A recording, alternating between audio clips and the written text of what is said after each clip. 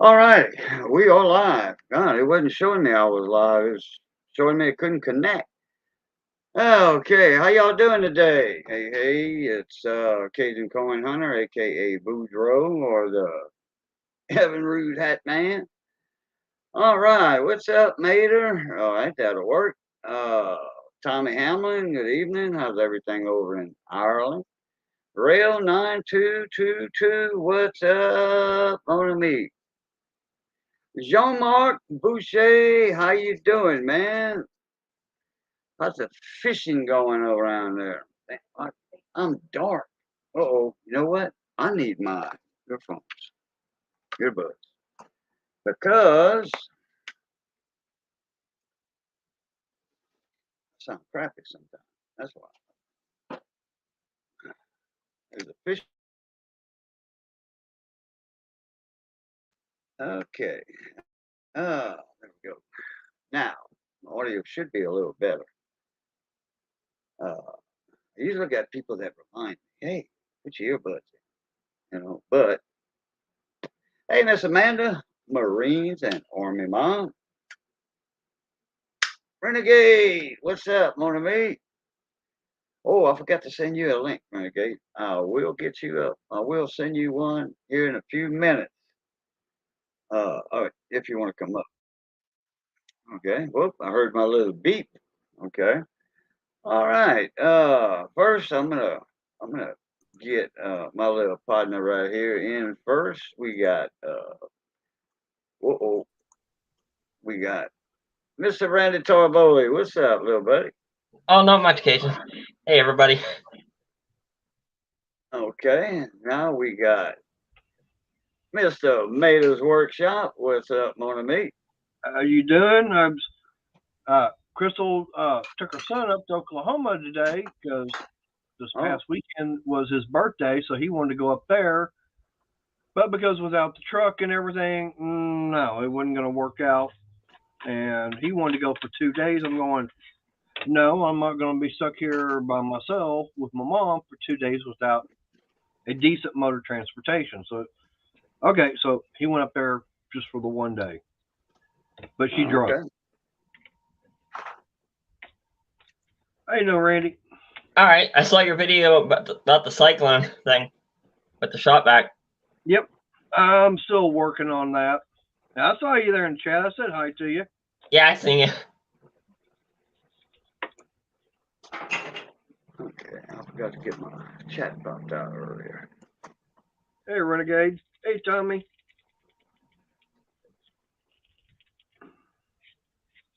That didn't work. Yeah, that was a nice little premiere you had there. Thank you. I think that was my first one, too. Okay. Yeah, I think it was Mater. I've I've never did a premiere. I've always did my stuff live. I don't like typing a lot, so uh, uh I'll just do live. That way I can talk instead of Yeah. premiering, and then I'm in chat with everybody typing and stuff. I'd rather talk than type. Yeah. Well, I mean, I thought I'd do something different. Like I said, it's something I've never done. To figure why Yeah. not? Oh yeah. Yeah. I had the notion to do it a couple times. Am I dark to y'all? A little. A little bit, Cajun, not much. Yeah. What's this? Hey.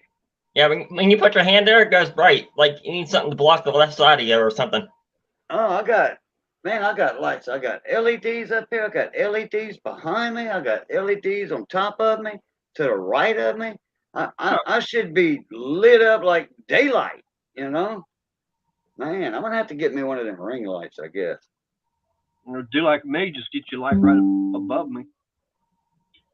Yeah, yeah. That'll work too. Instead of spending $10 on a ring light, I can spend 14 on a 4-foot fixture. And, then I can see a lot better down here on the table. Yeah, yeah. Yep. Well, I I mean, planned on putting one above me anyway, so and you better get one of those now because they got them on clearance. I don't. I ain't going to Harbor Freight for that. Oh, No, well, No, Why not? Walmart is right here in town. If something goes wrong with it, I can bring it to Walmart in 90 days. They'll take it back. So will Harbor Freight. Yeah, but man, that's an hour and 20-minute round trip. Yeah, but hey, Cajun, just think about it. You could get there and maybe pick up one of those clearance deals on that U.S. Journal triple bank 72-inch toolbox they got top and bottom, because at the store I went to, they didn't even have it because corporate said sell it. I agree with you, Mater. I got a Harbor Freight that's like 10 minutes from me. So I'm Hey, close. Mark, how you Yep. doing? Raising Cajun, how you doing? Mark, you want to pop up in here? I'll put the link up for a sec so you can grab it.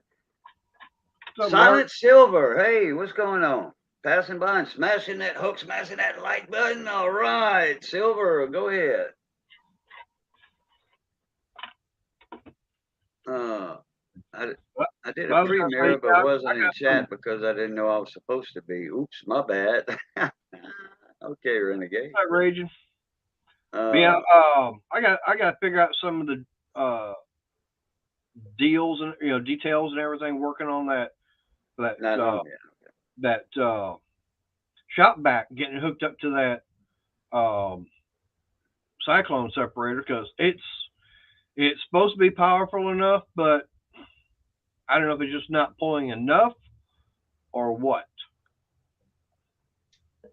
Raisin, check your email. Randy. Wait a minute. Hey, Randy.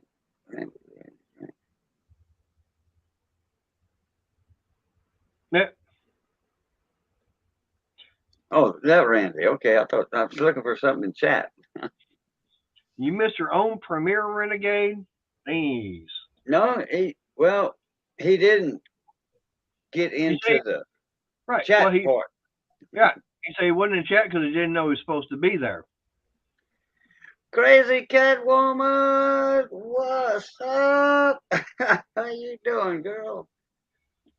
I hadn't seen you in a month of Sundays. Oh, okay. Oh, that's Mrs. Raisin right there. Okay, he's eating right now. He's eating right there on the screen. Okay, we froze up.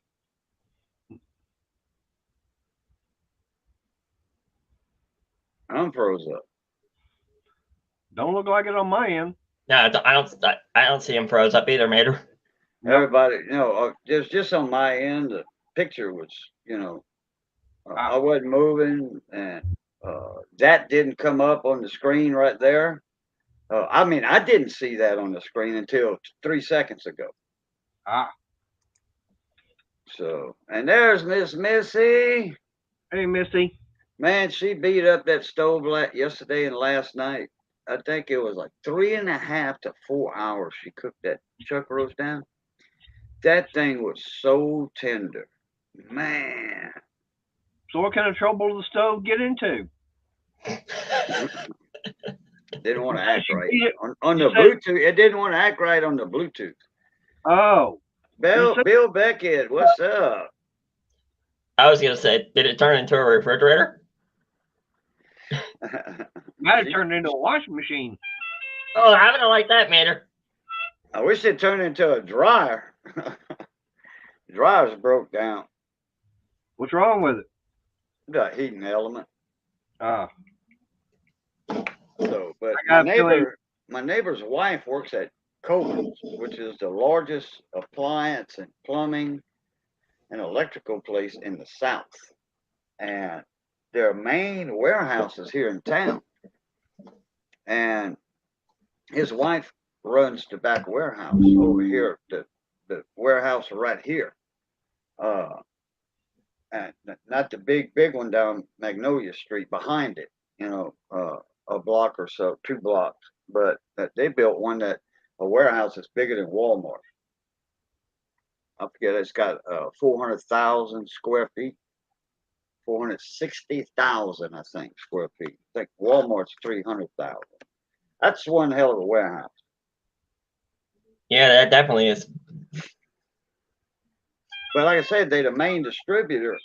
They the focal point. All the stuff comes here, and then they have 18 wheelers going out.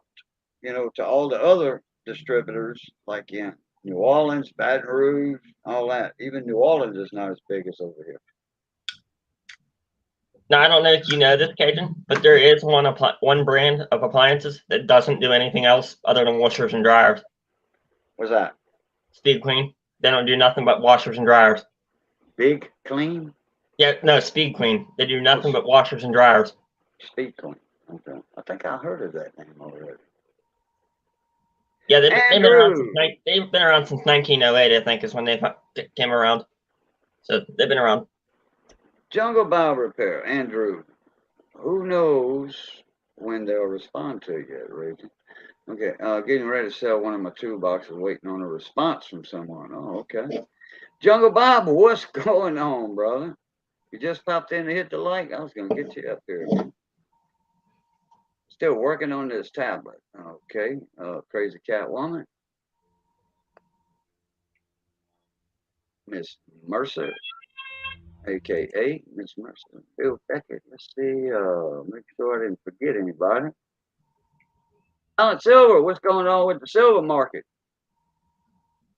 Chat up and then let us know what the price of silver is right now and the price of gold. I'm curious. I'll let you do the honors on that, Silent Silver. I could look it up, but that ain't no fun. I want to hear it from one of my people in the chat. You know who hasn't been in the stream, Cajun? Money. Huh? Money hasn't been in the stream for a while. He hadn't been around for a while. He's been busy. And church on Sundays, Mondays, and Wednesdays. He does that Wednesday night because we used to have the supper meeting, at the Baptist church. I'm Catholic, but I used to go to a Baptist church at times with a friend of mine. And LG is a great brand of washers.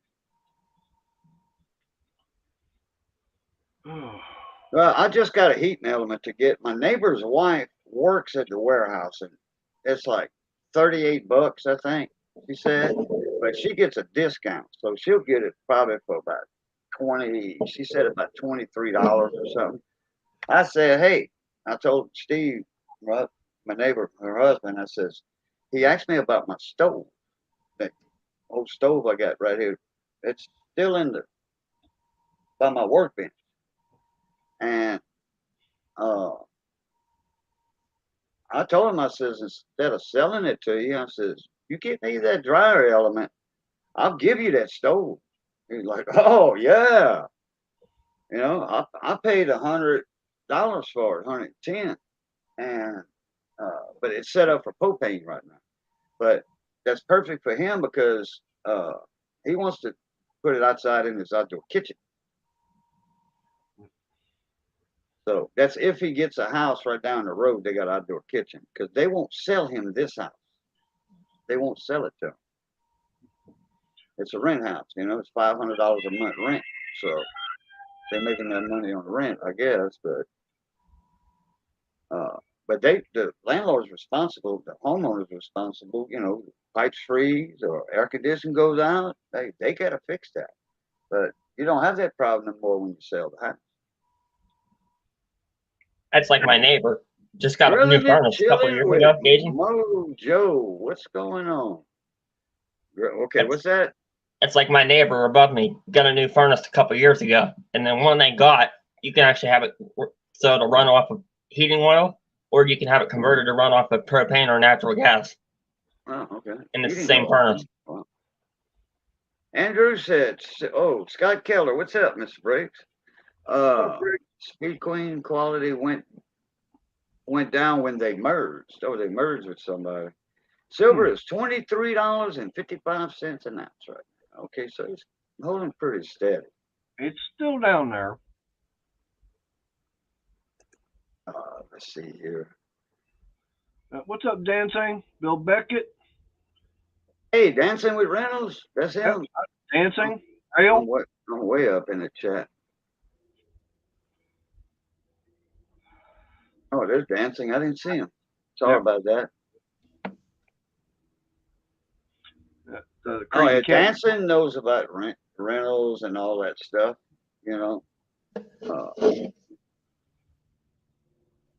I thought Scott was in jail. I hadn't seen him in a little while. Yep. Will silver reach $100 an ounce? Oh no, Nope. no, not in my lifetime. I don't think. It'd be what? Hell, it silver, hit.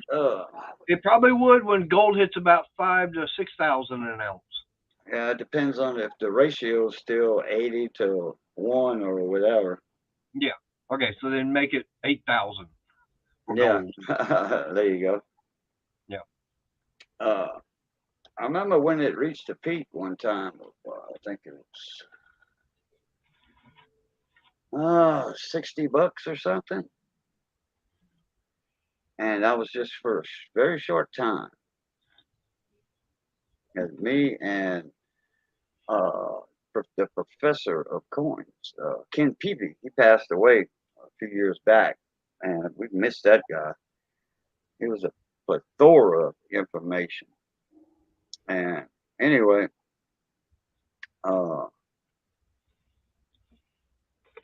me and him were talking about the old silver prices back in like 80 when it soared. It peaked $60 back then. Damn. That's quite a bit. Hell, I want to say it was more than that. For some reason, I want to say it's more than $60. But it was just a very short time. I agree with what Andrew was saying. Yeah, LG, they make some good material. They make stuff really good. Yeah. But you see, I mean, I can fix my own dryer, so I can't afford a new one. I mean, well, when I did that heater and stuff, the coin community came through and they helped me out, but we still had to borrow $2,000 for everything. Now, just the materials for the building. That's just the materials. That's it. And that wasn't all the materials of $1,200 for the. I ain't never buying a Samsung though. Samsung. Yeah, they blow up. They blew up. I never heard of that. Yeah. I got a buddy of mine's got a Samsung. He's very satisfied with it, but he's an electronics technician, and it went out. Samsung dryer, it went out. I didn't finish watching the video because it was a brand new video it put out, and he put that video out as soon as mine went out. So I started watching it, and then it got lost in the woodworks, and I didn't think about it till just now. So, oh, Mater, while I'm on here, remember you were telling me about the guy doing the dryer into a garage heater? Yeah. I found the video and put the link on my YouTube channel on the community page and tagged you in it. Okay. Yeah, I want to find it. There was a couple others. I mean, there's a few of them. He did two of them actually. He did what electric dryer and he did a gas dryer too on the same thing. Like I said, I know there's several of them out there. But that that's why I was saying, yeah, you can do that electric dryer. Yeah, but that electricity bill will be high though. True, because you're pulling 220, but yeah.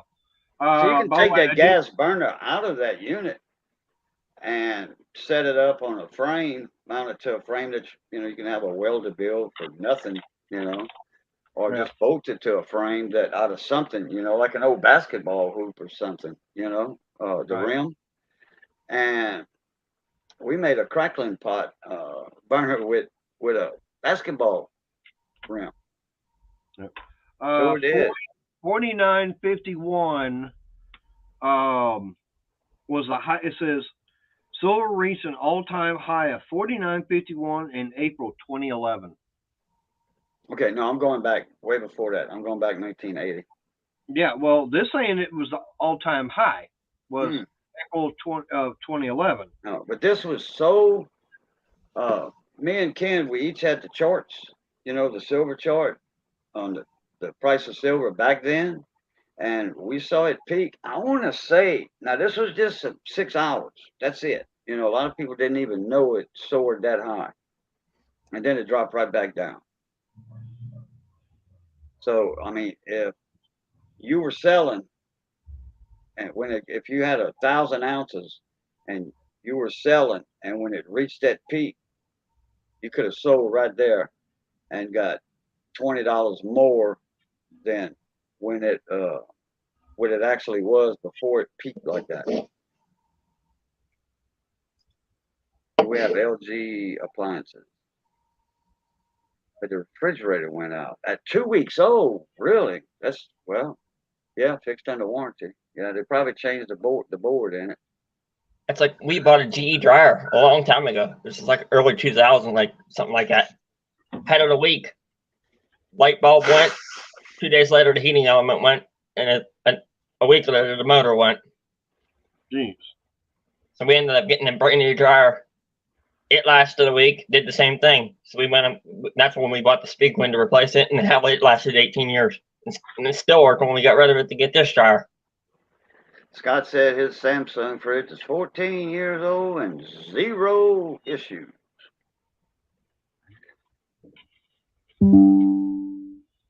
Well, I know right now, sitting in the back hallway by the back door, I've got an old Montgomery Ward's stand-up freezer that we've had for probably since the early 80s, and it's still going. The compressor went out. Real said. Dang. Well, if it's gonna go out, it's gonna do it early, in its life. So 2 weeks, yeah. If it's bad compressor, it'll show. Yep. It will go out. Man, I can't stand the way this camel's doing that. Yeah. Well, it's just like I want to have to go get a hot water heater. When I'm going through Lowe's and getting it, I brought it home, and about 2 or 3 weeks later, thermostat on it went out, and they shipped me a new one, and I wound up getting it, and I put it in because they said, well, it's going to be at least a week and a half, almost 2 weeks before they could get someone out to install it.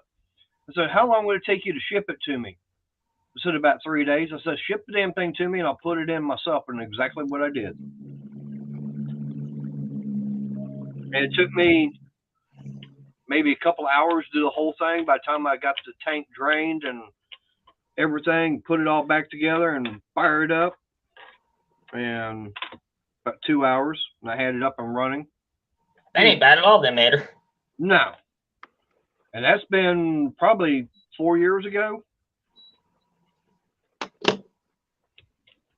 And I know the washing machine, I don't remember the brand name on it, but wound up getting it, and all of a sudden it didn't want to fill up with water. And checked on it. It had something up inside the control panel. It was a water level sensor. It went bad. And all right, fine. I don't remember how old the washing machine was, so I went up going and buying another one, and got the lifetime warranty on it. Just one of those appliance parts houses. About not even a year later, it went out. It was doing the same thing, and went up there, and they said that'll be X amount of money. I go, I got lifetime warranty on this. They go, do what? They looked it up.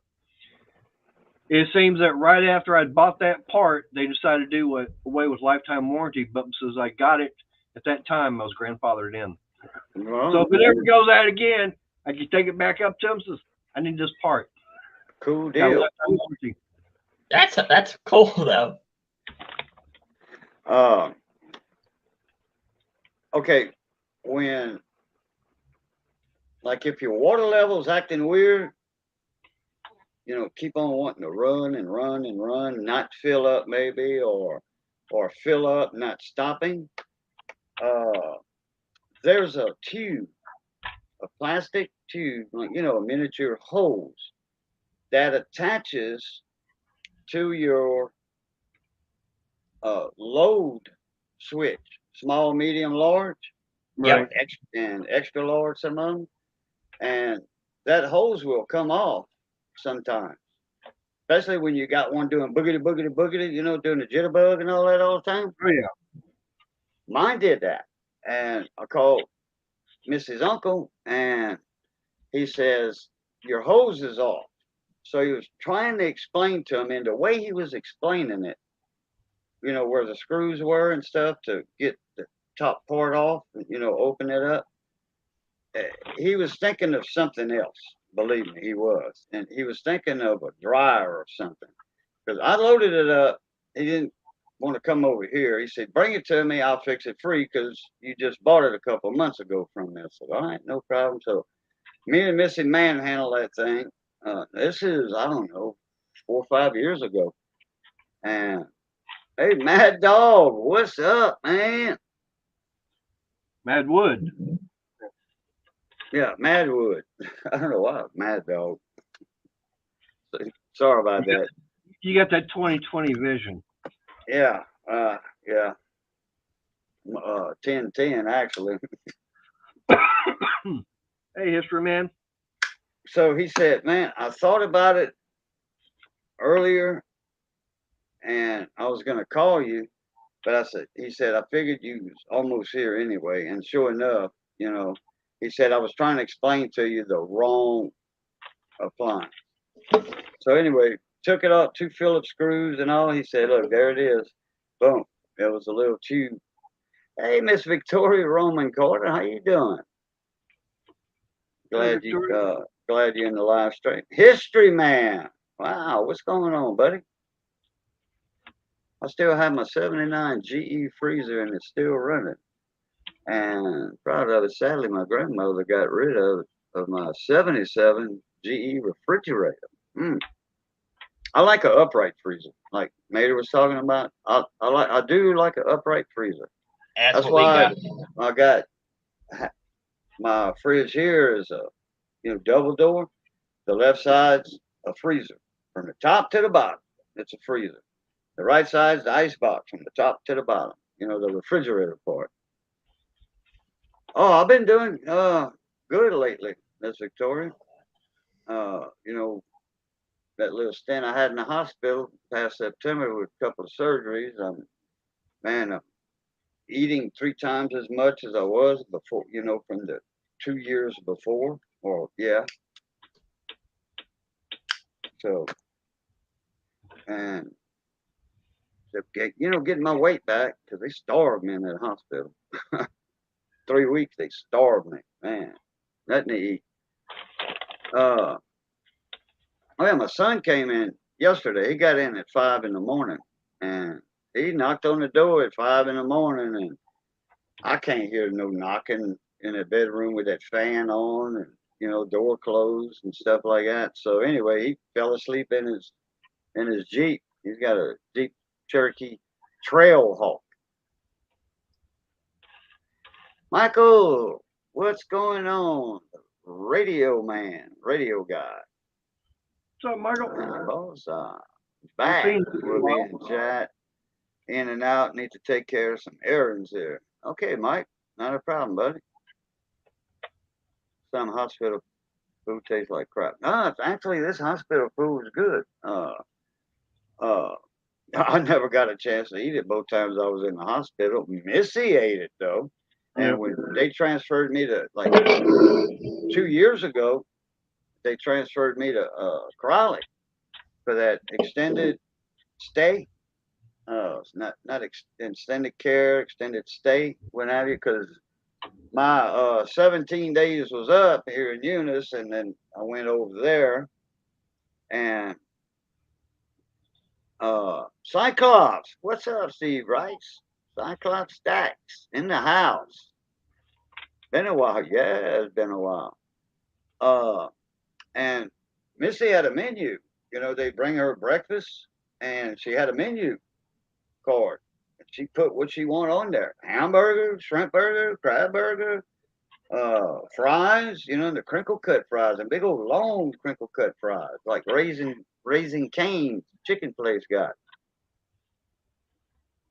for breakfast. Terry Lee, Miss Mercer. I have no idea what's going on with this tablet.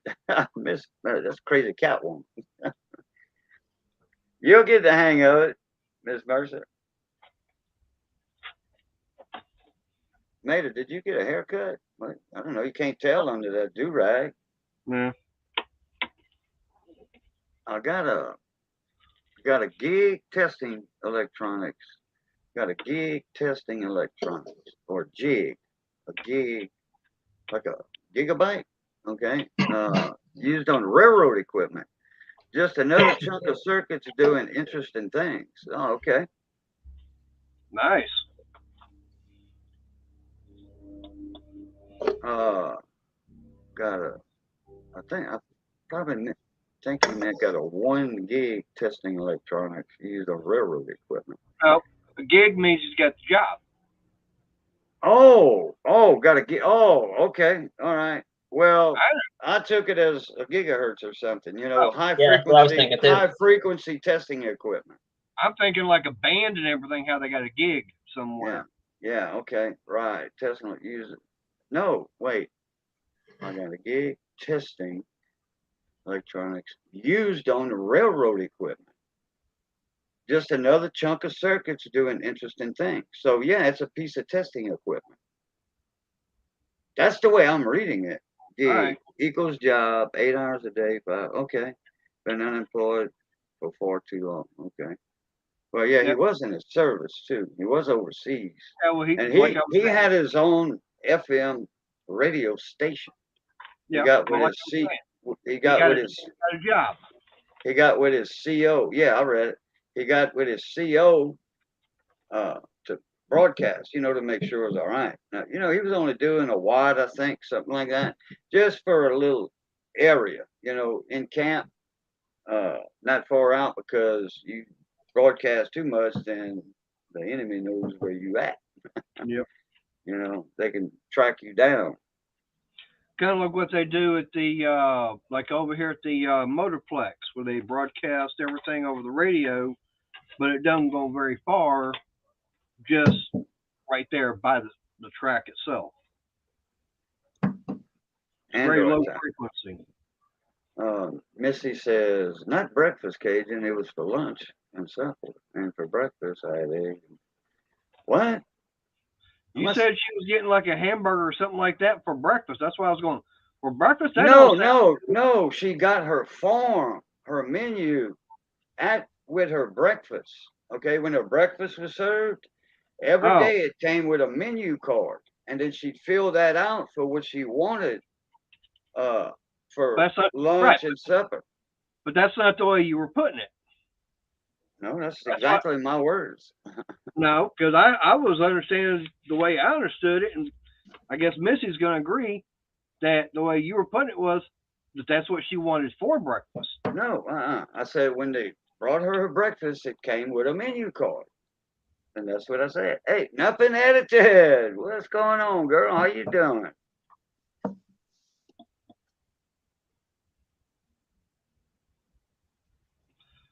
Hey, nothing. I went overseas as a civilian contract. Never. Oh, okay. All right, Mike. I thought you was in the service. Okay. As far as the radio station, yeah, 1 watt wonder.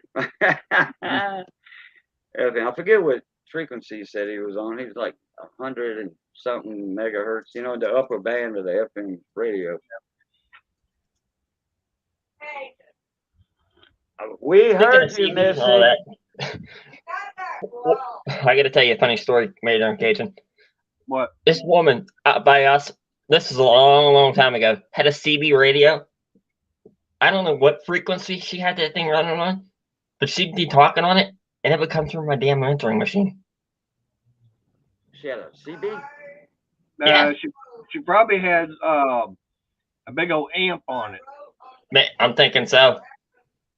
Because I know that I know that one amp that was outlawed was a thing called linear amp or something like that. That big rigs could actually be talking on it, and it was so powerful. If you had an fluorescent bulb out, it would start lighting it up. I'll be darned. Yep. It would. Some would actually. Some of the bulbs would actually get blown because of so much power. Wow. Yeah, good to see you too, Miss Mercer, again, because I hadn't seen you in a while. You still in Mississippi? I think Mississippi, well, Alabama. I think it's Mississippi though. Up on that north part up there. Yeah, there were some answering machines that were on a frequency that was real close to CB. I think it was 30, 31 megs or something, 30 megs. It's right there in a ham band somewhere. Yep. Well, Michael was saying, yeah, some strong RF fields can do that. Hmm. Yeah, it was one of the older answering machines that had the stupid tapes you put in it. Yep. Oh, okay. I thought you was talking about some wireless type of thing or whatever. Okay. Alabama, yeah. Okay. All He right. had a linear senior. Everybody knows what this means. Yeah, I kind of hear the horn this time. You kind of, I do. Yeah, well, I heard a piece of it. Yep. They used to have at Eaton Park School. They had during the summer, kids were off of school. The RC guys would go with their cars and with trucks and airplanes, and and those back then that was on 27 megahertz, and I used to put 10 kc sliders in CBs, and in your CBs you got 5 hidden channels called the A channels or the RC channels, and we wouldn't do it with the airplanes, but we do it with the cars. We would find which frequency because there was only 5 frequencies, uh, one of 5 that they was using, and I'd get on the in between 3 and 5, which is uh, 10 kc, 20 kcs apart between channel 3 and 5. It was 20 kcs apart because a regular CB channel is 10 kcs apart, and we key up the mic, and if the truck or the car would stop, that's the frequency he was on, and they would never know it. Man, they would they were looking at their remote, and checking batteries, and all that stuff. We had them going. I know We what's didn't, we really didn't cool. do that with airplanes though, because that's you don't want to be crashing nobody's toys. But I know that when I lived back in Houston, I had a little handheld radio, one little walkie talkies and everything. Uh huh. And what was real funny is, I mean, it wasn't all that powerful, but I could actually talk to someone on channel 14 on CB. Well, channel 14 was your walkie-talkies. Ah, Yeah, your well, walkie-talkies, the channel for walkie-talkies way back then were channel 14. Unless you had a multi-channel walkie-talkie, then you could change the crystals like the Radio Shack ones. Some of them, uh, you could change the crystals. You had 3 channels that you could get, but you had to buy the other crystals from Radio Shack yeah. for certain channels. If you want to get on 19, you bought a channel 19 crystal. Yeah, CBs would go to a TV. Yeah, because what it was, you got a TV trap and a CB. It's called a TV trap, a 54 megahertz trap. And people mess with that trap slug thinking they get more wattage out of the CB radio, which they not. The watt meter's showing more watts, but all it is harmonics, 54 megahertz. And that's what channel 2 on a TV is, at 54 megahertz. So you go through TVs, especially with a linear. No. And 500, like the old Eagle 500s, the Eagle 750, 750 watt linears. But some of those golden screwdrivers, we call them, technicians, they would tune that slug. They were thinking they were getting more wattage, but it wasn't. So when I work on the radio, I check for harmonics for the 54 megahertz, and then get it back where it's supposed to be. Hey, Briggs, I can tell you who's going to win the Super Bowl. I can tell you exactly which team was going to win the Super Bowl. The one's got the most points. Yeah. And I Well, can even, who's I can going tell to you, the Super Bowl this year? it's Kansas City and Philadelphia. Okay. Yeah, the Eagles. But I can tell you the score of the game before it starts. 0-0. Oh yeah, yeah. I used to fool a lot of people like that. Yep. Yep, Michael, 54 megahertz. You're spot on. Yeah, because it's 27 plus 27 is 54. That's your harmonics, your double harmonics. Uh, coming out of a. So, guys, I think I'm going to head off here now for a little while. Okay, right. Randy, take it easy, Mona. All right, take it easy, guys. See ya. Mad Wood said, barbecue. I ran a Cobra 29 LTD Classic with uppers and lowers. Yeah, I think the Expo kits, the channel kits, I think that was the B kit, if I'm not mistaken. A or B kit for the 29. 25 had the C, I think. 148, I could trick the chip. I could put uppers and lowers. There's not many more uppers than lowers on the 148 GTL. All you got to do is lift power and, to a certain pin on the PLL chip. 2 switches. And I usually use the high and low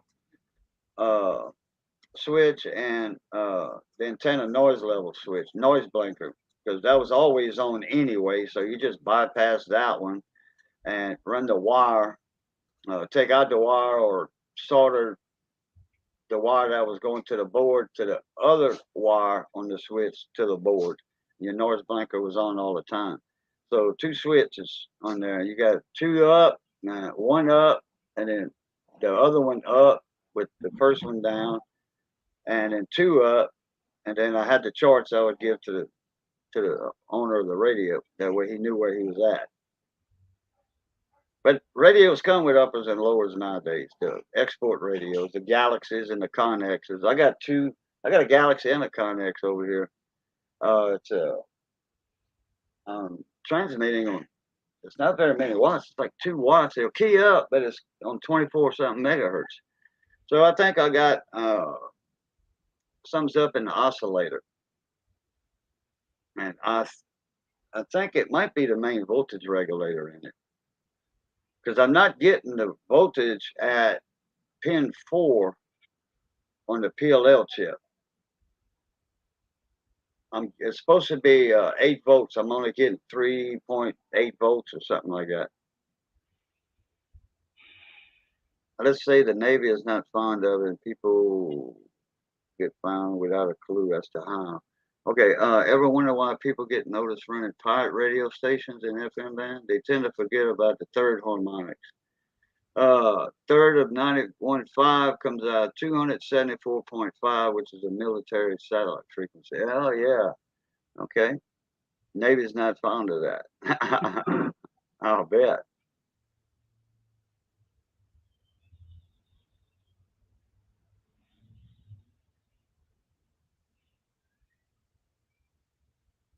And you got some of them Baofeng radios and handheld transmitters. That's got the little, mic you can Velcro to your shirt like a cop radio. You got those little Baofeng you can get for like 30 or 40 bucks off of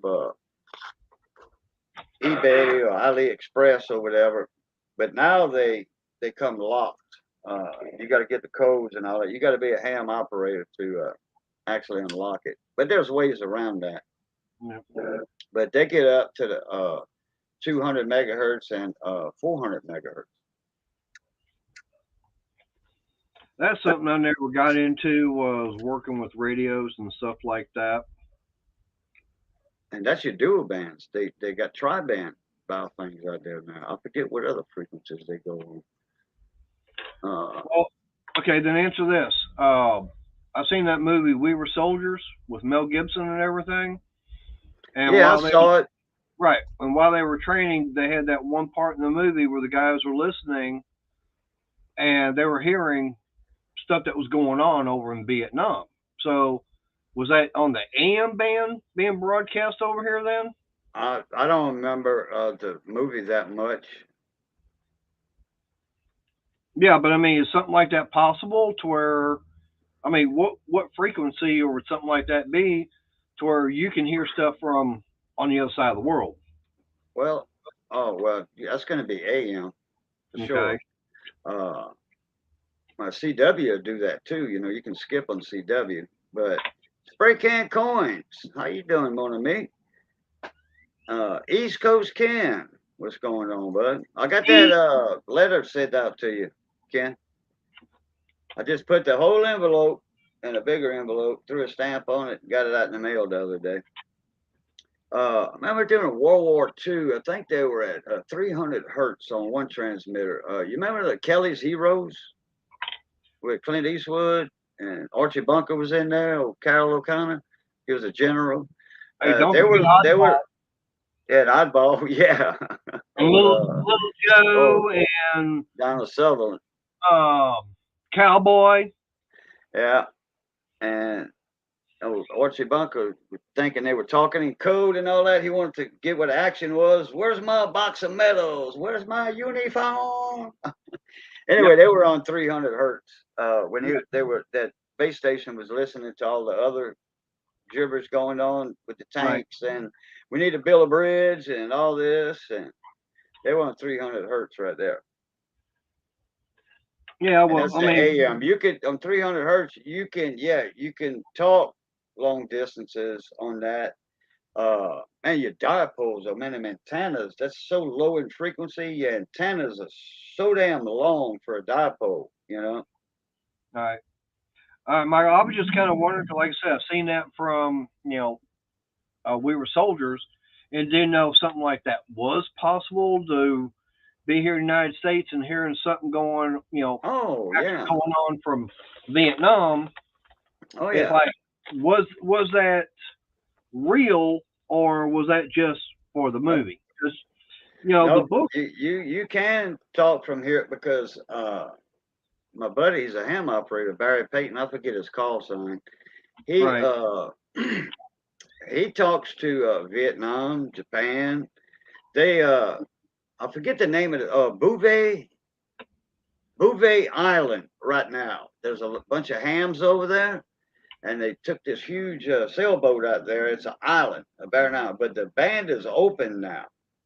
The band is open. I mean, the sunspots is all-time high. Like in the last 20 years or so, it's at an all-time high, and the skip is rolling. Man, you can talk wherever you want, and they do this contests, DX contests, and there's a group of guys that rent this. I think it's 15 million for the whole expedition, for the sailboat, all of that stuff. But all these, there's a doctor in the group, 2 doctors, and a dentist that's in that crew, with the hams.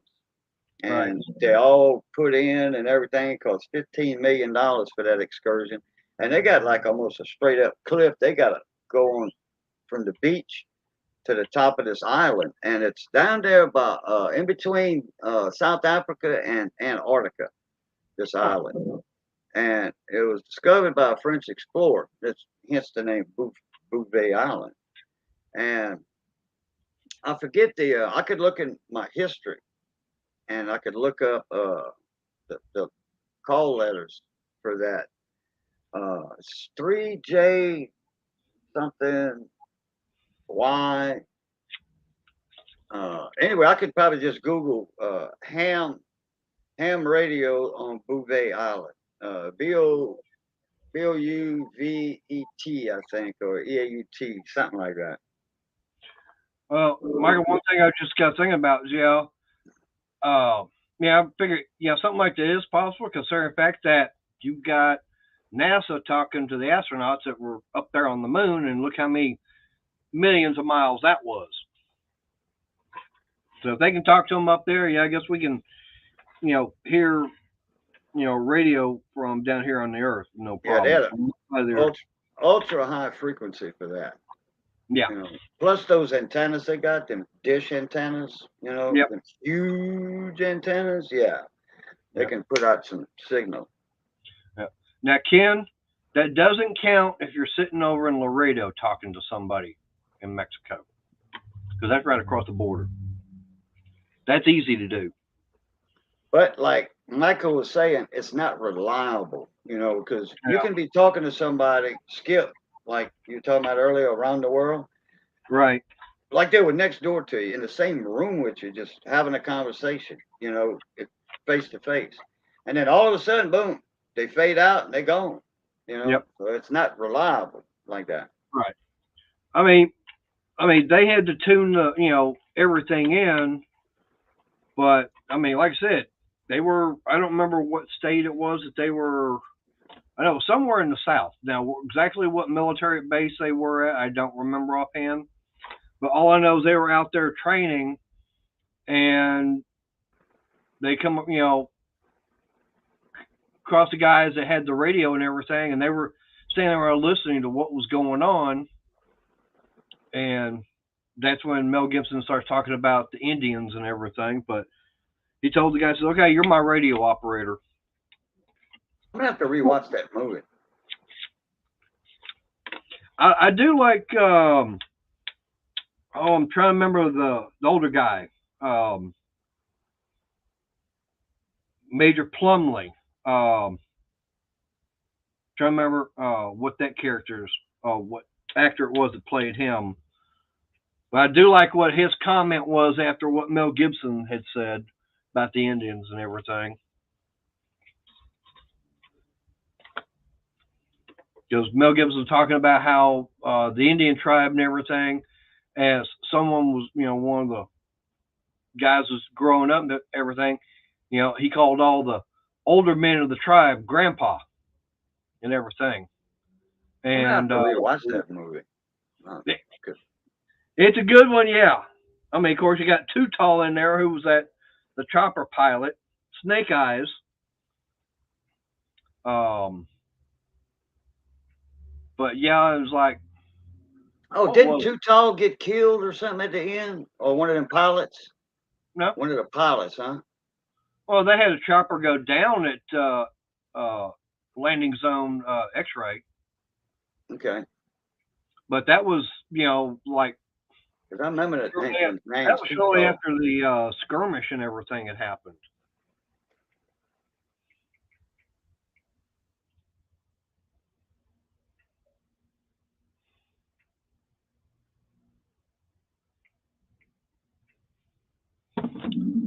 But yeah, what was his name? He was, of course, in. He's been in several different movies. Roadhouse, been in Ghost Rider.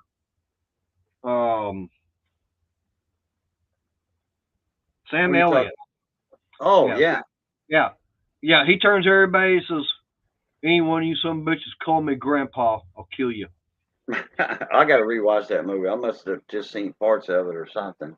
You must have. I mean, I've seen it several times. I even got it on DVD right now. Ken, if you want to get it into the ham, man, that's a good hobby. And actually, now they did. It's totally different to get your license now. Actually, you go for your technician's license instead of a novice. They're calling it technician's license, and you don't have to know any Morse code at all. None. They did away with that. Hey, they did away with Morse code. You can get into the 80-meter area, but that's all Morse code. Then you can get into the 6-meter, which is I forget what megahertz that's in. I want to say 50 something, 50 upper mid 50s. Hey, Tom. Megahertz.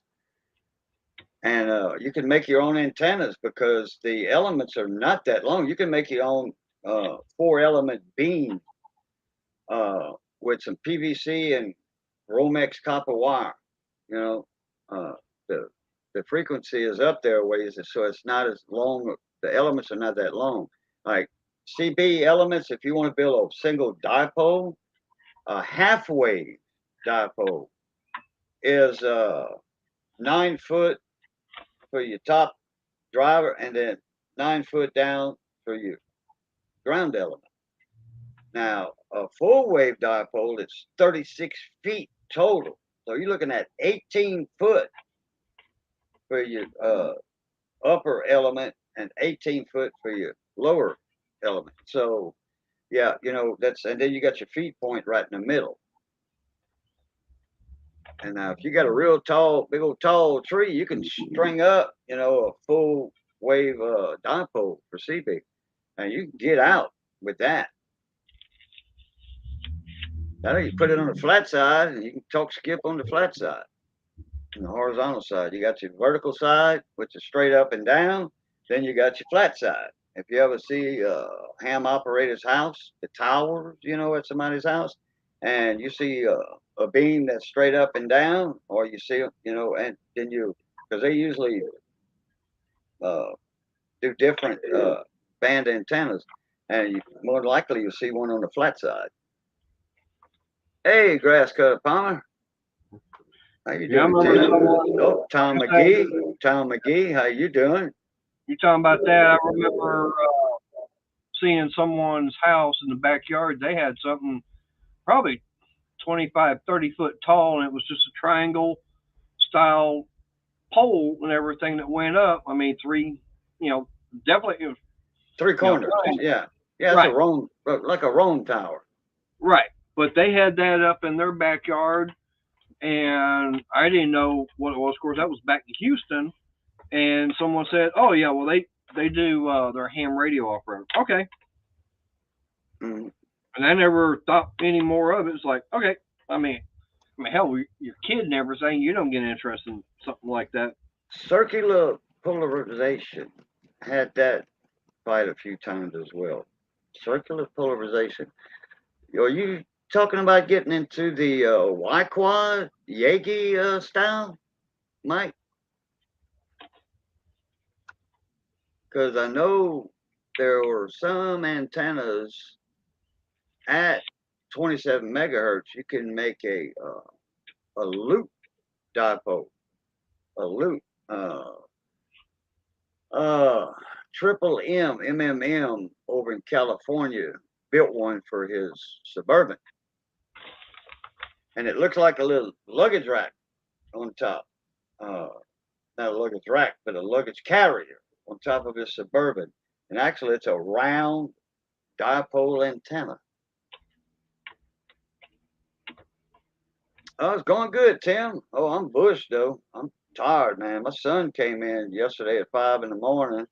Well, anyway, I got up at about 8:30, 9 o'clock, and Johnny was already gone. He spent the night before last, and I opened the door and I see a Jeep Cherokee Trailhawk in my front yard. I'm like, well, I know who that is.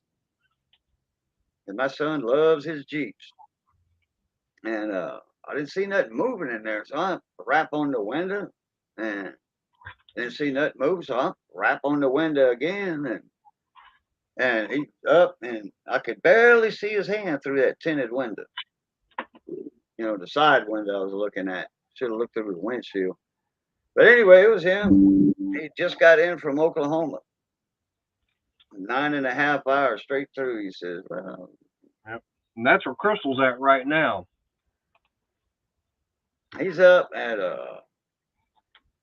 he was working in Lexington, Oklahoma. I had no idea where that's at. I looked it up on the map at where he was at. It's a bunch of growing farms up there, medicinal marijuana growing farms. Yeah, they got a bunch of them. He was the master grower for 3 of them, because everything's automated, Yeah. And he was working for 3 different grow farms. I was gonna say where at, because they got them grow farms all over Oklahoma. Oh yeah.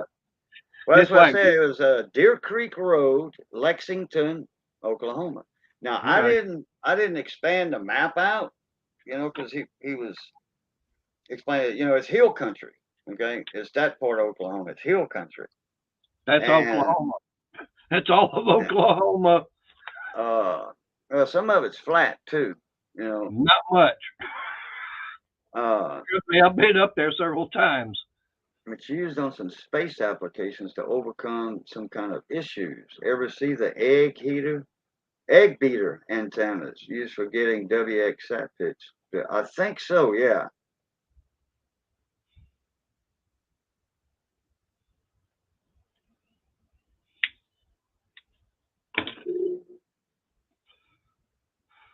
CP would make a poor choice. CP. I Make a poor choice of CB service as a matter of it's a matter of vertical and horizontal. Oh, CP is that circular thing. Okay, it's a matter of vertical and horizontal antennas and a phasing harness that causes them to electrically twist around them. Hard to explain. Yeah, I mean I'm getting the drift of it. Uh,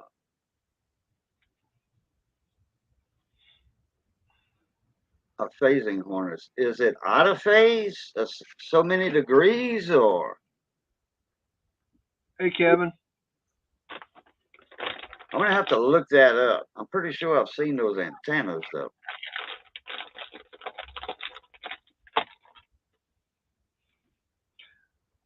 because I've been Okay. down that NASA Road 1 in Yeah. South I'll Houston. be right back. All right, Miss Mercer, take it easy, and y'all be safe. Have a good one.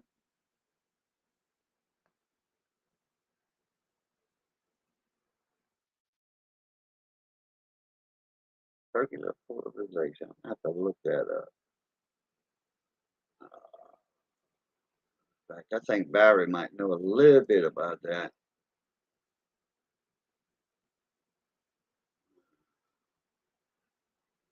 Paste.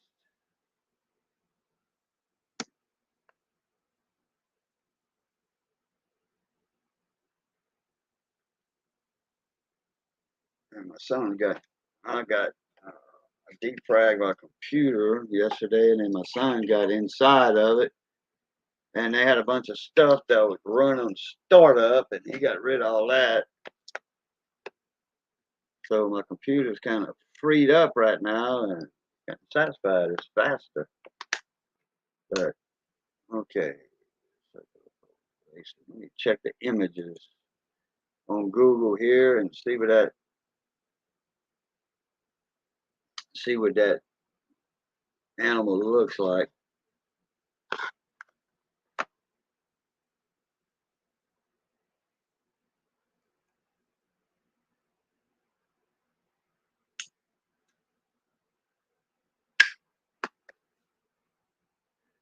Aha.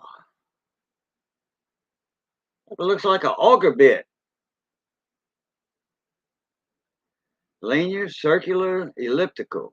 Okay, linear, yeah, and circular, elliptical. Okay, I've seen the elliptical antennas already. That's probably what you was talking about, the egg beater style. Uh, yeah, I see the waveform uh, as it's coming out. I wonder if a VA, SVA, would recognize that. Analyzer.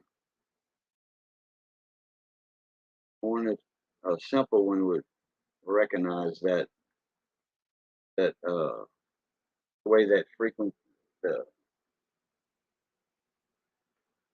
your uh, your field, your fields.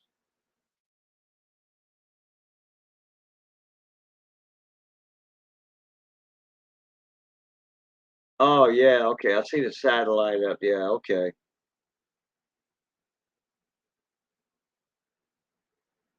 There must be some that's pinpoint accuracy right there. The way that's made, what it's doing is pinpoint accuracy to hit that satellite like that. Yep, makes sense.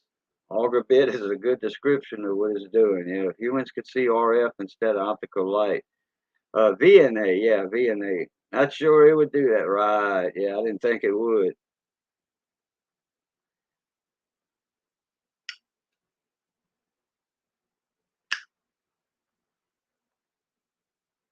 Not sure it would do.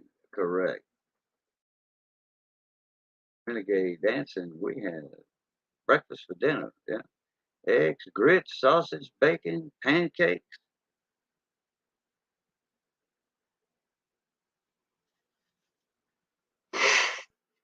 I had a late breakfast today. We slept in a little bit. You know, No, we didn't even stay up late. We went to bed at 10 o'clock last night. But man, my son broke out his soundbar and his woofer, and we Bluetoothed it to the laptop right here. And I had some cable on the radio come in from the internet. Man, we were jamming. We were rattling the neighbor's window. And they were outside cooking, making a pork sauce and cooking some pork meat out on the fire in a black pot outside. And they said, "Man, y'all jamming in there. We could hear y'all from here, man. We could hear that good Cajun and Zydeco music." I'm like, "Oh yeah, man. We had some Keith Frank up there for a little bit, and some Joe Hall and the Cane Cutters." Oh, I like breakfast for supper. Yeah, and like a big old omelet. Make me a big old 3-egg omelet with ham and cheese in there, some onions, some sats of spin stabilized. So if the sat is spinning, then if the RS, then its RF is also matched the spin, and your link signal picks up 12 dBs or so. Okay, I got to get my Procom antenna up.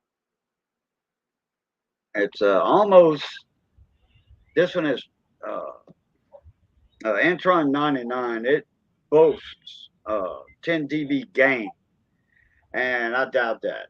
I doubt it. Not an Antron 99. No, it's a half wave antenna. Vertical.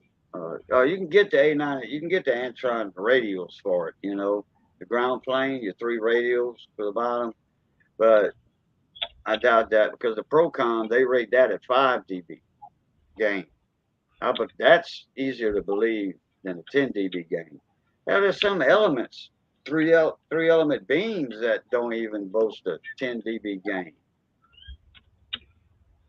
I got to get that up in the air, feed the coax down, drill a hole above my workbench because I shoot everything in a dummy load right now, 300 watt, homemade 300-watt dummy load, oil can dummy load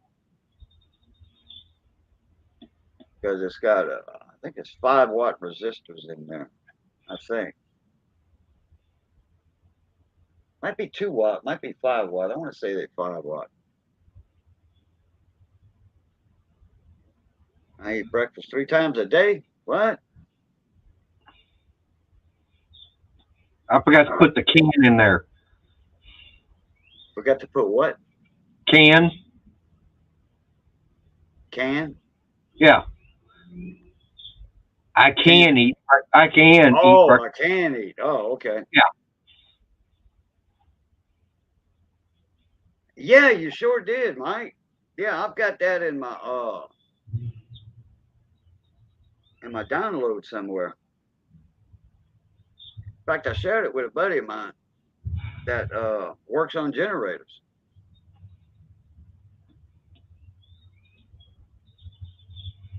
But dancing, hey, having something, eggs and stuff like that for breakfast, lunch, dinner, midnight snack, ain't nothing wrong with that.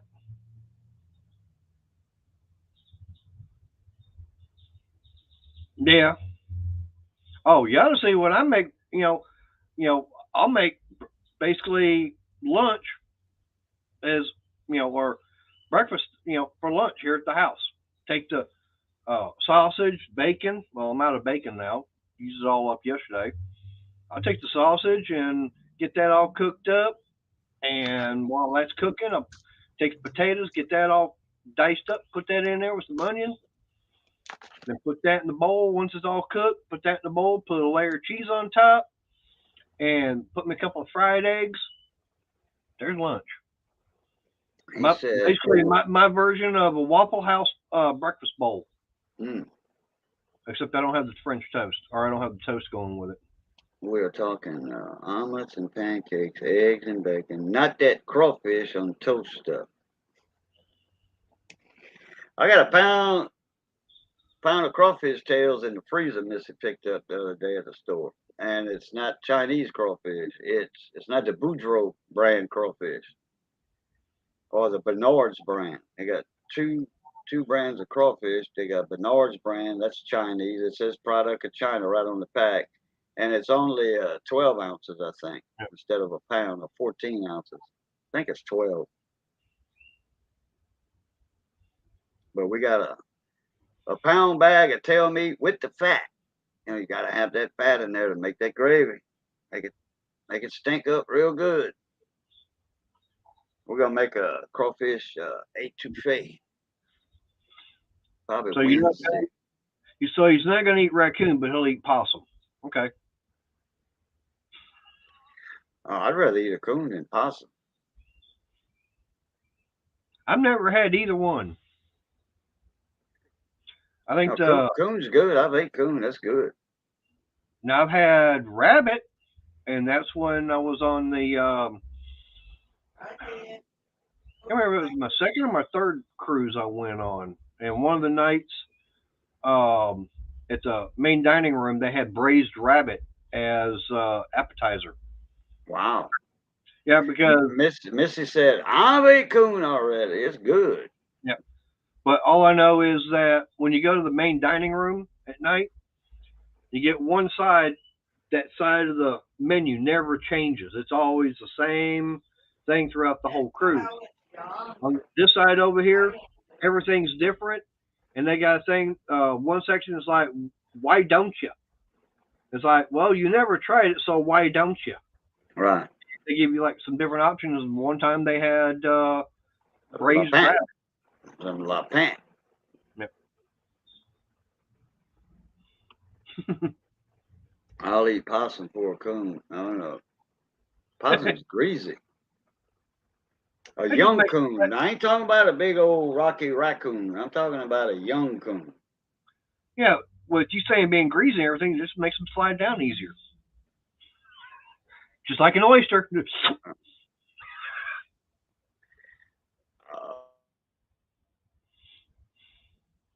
A lot of people say, oh, they wash their food before they eat, in the creek or whatever, in the river. Now, they don't have saliva glands, so they add that moisture to it. They eat it, and that makes it slide down easier. Did you ever see that video? But I never seen a coon come out of a dead cow before. Yeah. I've seen possums come out of a dead cow before. Oh, yeah. Now, let me ask you this, Cajun, and everybody else in chat. Have y'all ever seen that video that surfaced about 3-4 years ago on Facebook?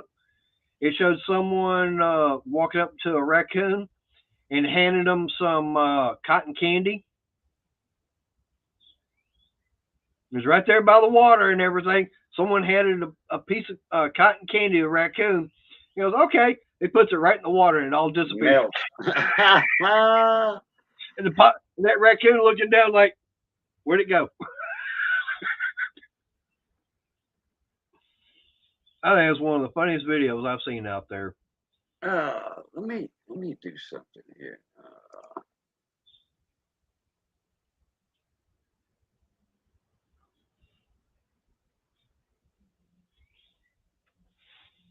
But the one thing about a possum, is some fact is they're an omnivore. They'll eat anything. It doesn't matter. They're kind of like a four-legged vulture. Yeah. Yeah. And I mean, think about it is they cannot get rabies. They have an immune to having rabies. And on top of that, they'll go around, they'll eat ticks, they'll eat fleas, all kinds of insects, but they're walking around garbage collector, which is good in a way. The raccoons, no, they're kind of picky on stuff like that.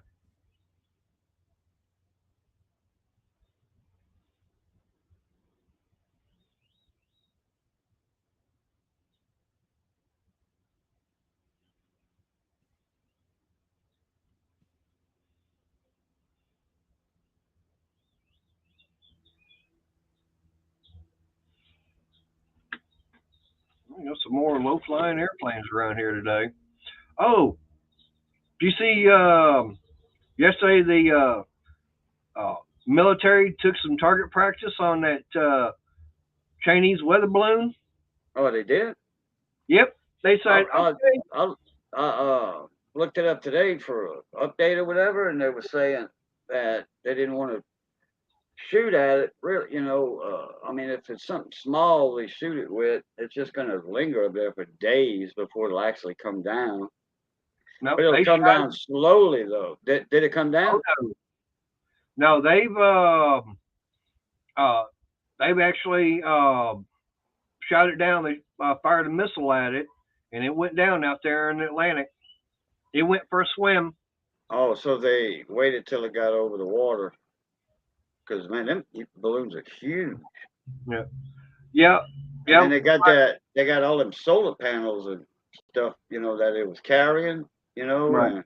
or whatever else that was with that solar panel. Yeah. Yeah. And to me, what surprises me is I'm surprised they let it get from the West Coast all the way to the East without taking action on it.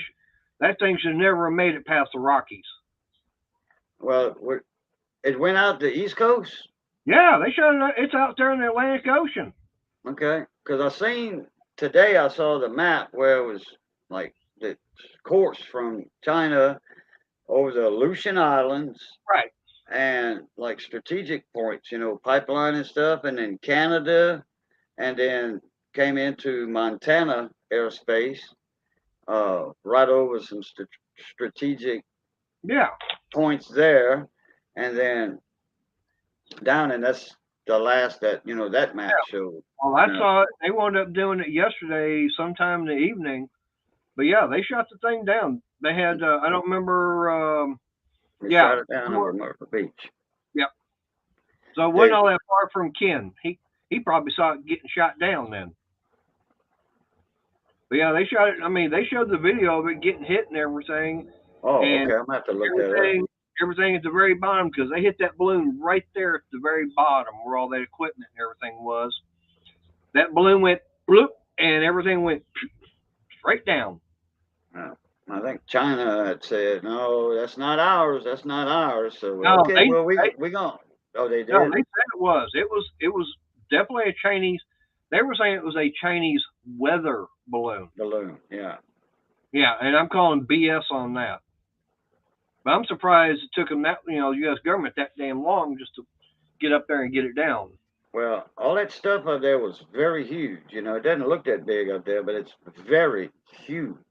And they were saying, Bradley, hi, what's up? No, Bradley with a $3 super sticker. Boom, boom, boom, boom, boom, boom. Thank you, sir.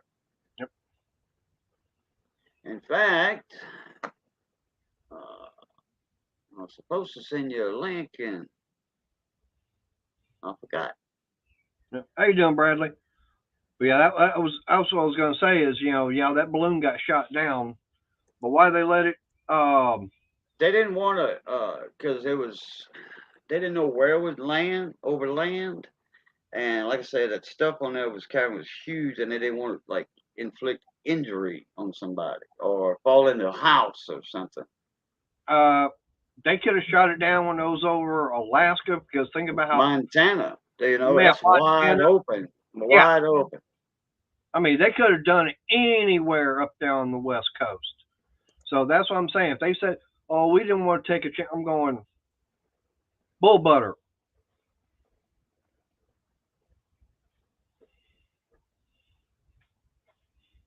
Yep, I agree, Ken. Yeah, we had to wait till Potato Head had to get his ice cream and he had to finish his lollipop before having the ice cream.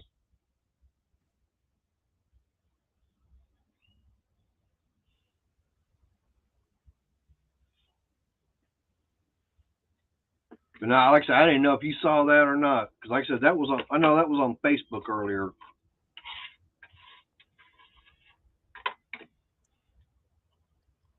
Check your email, Uncle Bradley.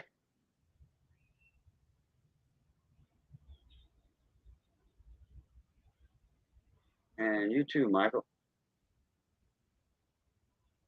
Bill Clement. Yep. Trojan horse expecting us to do exactly what we did. Yeah. Got a point. Got a point there. To me, it should never have gotten. They could have done it over the Rockies. I mean, that's not even populated out in that area. And it take how long to get someone to be able to get out there and get to it once it hit the mountains? Yeah. Tom McGee, boom, boom, boom, boom, boom, with a $5 super chat. Appreciate it, sir. Appreciate it very much.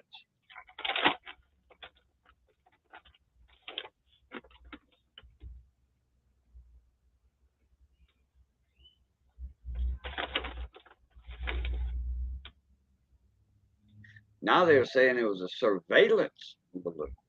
Oh. Went from weather to surveillance. Quick wrench. What's going on?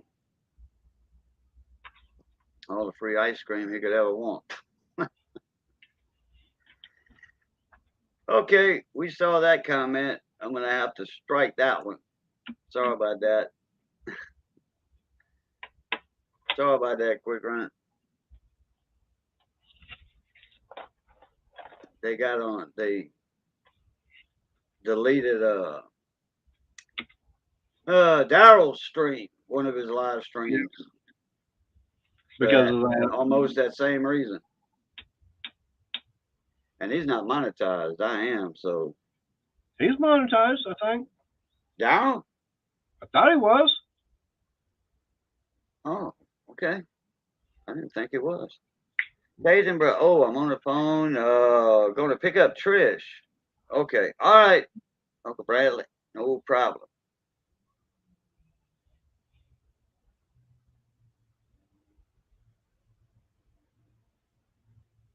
What's in them solar panels?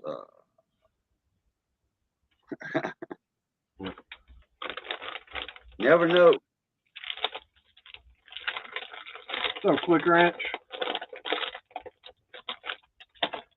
Yeah, well, Quick Ranch, he deleted the whole comment. No, just that one comment. Yeah, I know. That's what I'm saying. Yeah. You want to deleting that comment. Yeah. Well, yeah, deleted it, hid it. Yeah. That way, YouTube algorithms and. All right. I thought he was, Ken. I chose. Yeah, I didn't think he was. Yeah. I know. I'm trying to get more videos made and put out than what I normally have been doing. Matter of fact, I got one that I want to work on. I've got another Coleman lantern, another 220 I want to work on.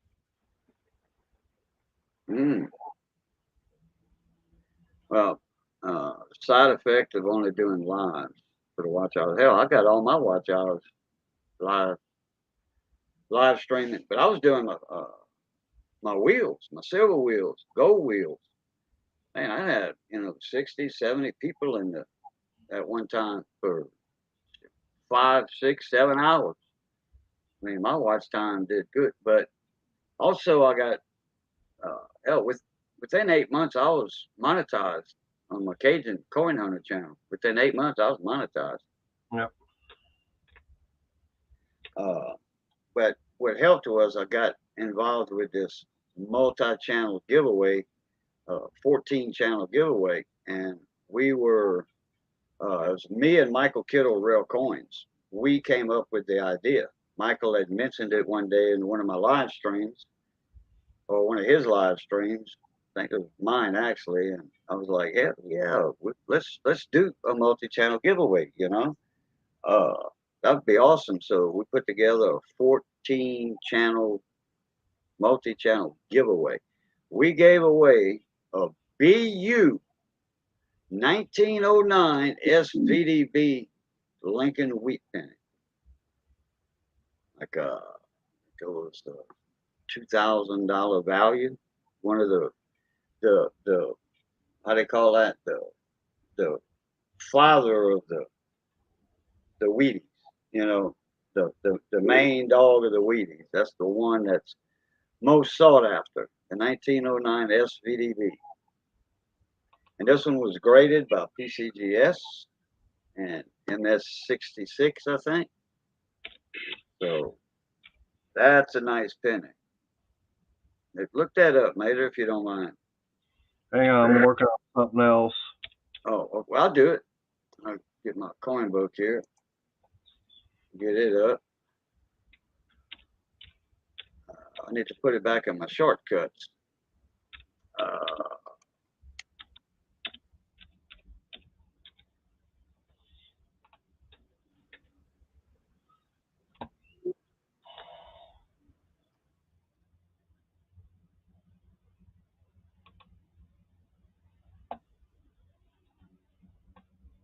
USA coin book.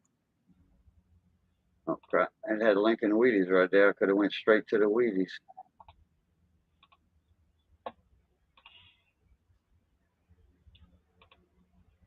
In Wheaties. 1909 SVDB and MS63 is $2,300. So I was wrong. It's MS66 about $4,500 is what we gave away. Plus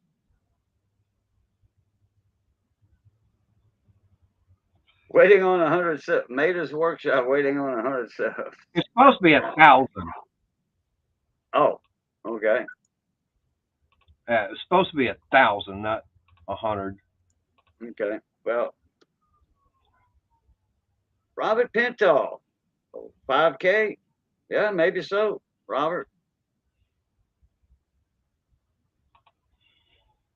It didn't. It went to 63, MS63 at 27, whatever, and then it's, I forget what it was in proof. I didn't look. No, it's still up here. I'm going to gray sheet. Tell you. Proof. What? No, they didn't make any proofs, so they won't have no price. Well, we're going to know if Michael leaves, we're going to know who let the dog out.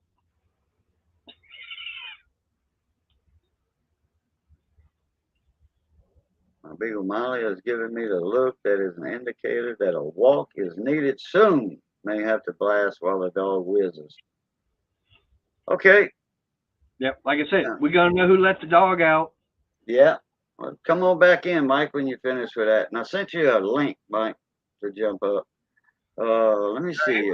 He wasn't going to be able to because he, was doing something else. I think. Oh, okay. All right. I'd have to look again. I think it was on his phone. Or someone. I know it was Bradley saying that, but I think Michael said he had something going on right now. Okay. Yeah, Bradley was let me see. Gray sheet.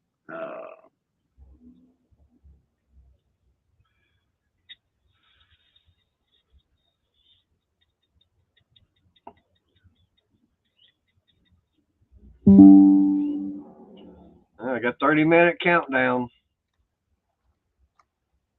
Heard a little. Yep, that's 30 minutes for a polar bear. Oh, okay.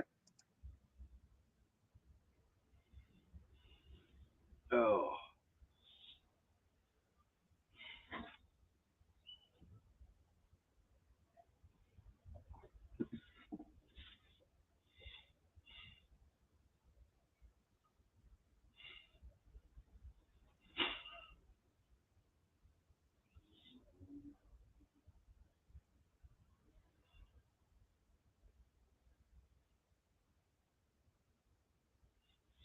Silver 2234. Gold. All right, you're gonna make me look. Let me see. 2 cent, half cent, 4 cent, small cents. Okay, I'm on the gray sheet here. I already looked at coin book, USA coin book. Wow. Lincoln. What? The price? No. As far as what I'm looking at, I don't know if it's worth it, but an 89 Turkey gold coin, it's 0.917 gold, approximately 51 was AGW. Okay. 1909 SVDB red.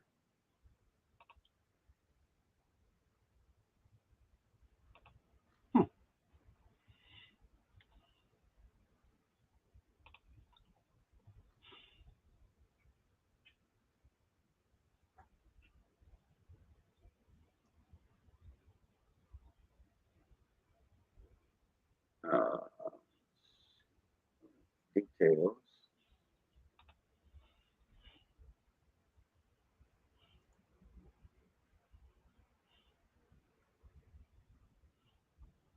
It said anywhere from 2,500 to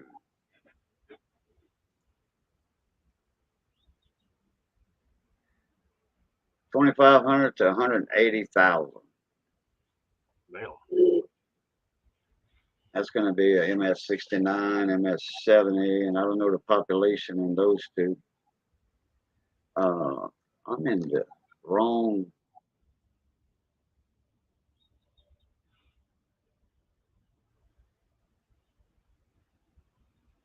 we'll go get some, Ken.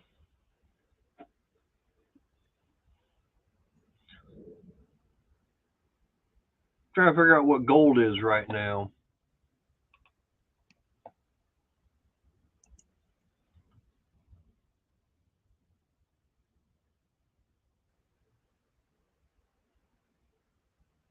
Okay, I think this is the one because my last visit was April 27th of last year.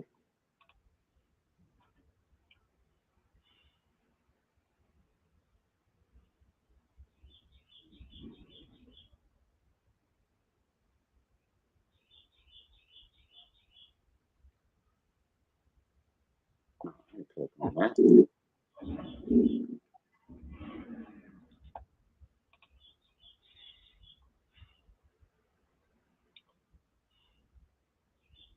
Go.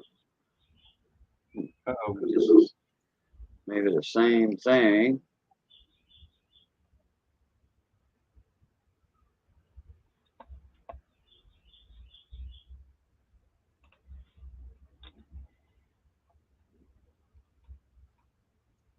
BDB.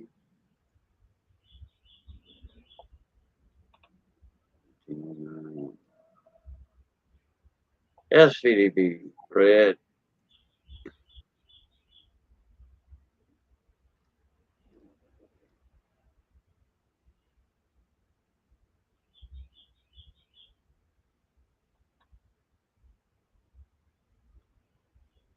Okay, it wants to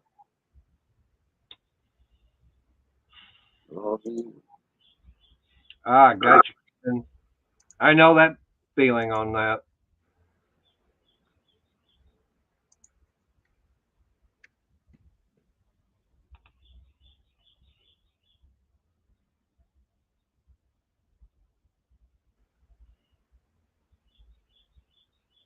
Oh, Oh, connection. here's not a bad deal. I'm gonna have to keep an eye on this one.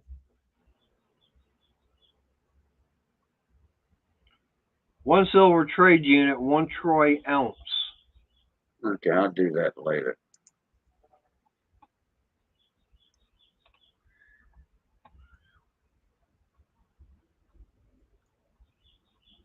I'm at my favorite website looking at coins and stuff.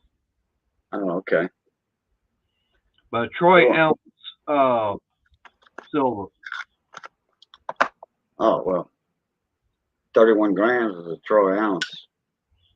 Not like a standard ounce with 28 grams. You got Yeah. troy ounce, gold, silver, what have you, is 31.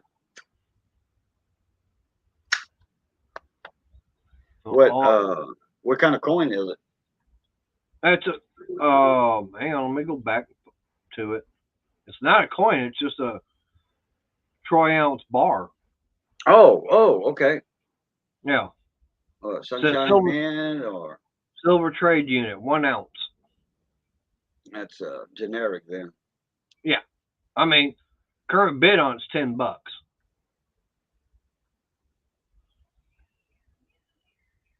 It's probably making them all to be no starts. Dancing alone. Yeah, but you get the non-ethanol gas. You're in good shape like that. Yep. I mean, there are places dancing around here. I mean, I know I go over here to Bucky's and I can get non-ethanol. Oh, cool deal. Yep. It's gonna be 25, 30 cents more than regular, than uh, ethanol added gas, and I don't see why, because nothing was added to it. It should be. Right. Those trucks, when they load up, they have regular non-ethanol gas. They'll pump, the 18-wheeler tankers. They got different compartments. It's bulkheaded off. They'll have regular. They have uh, the mid grade, and then the high grade. 92 and yada yada.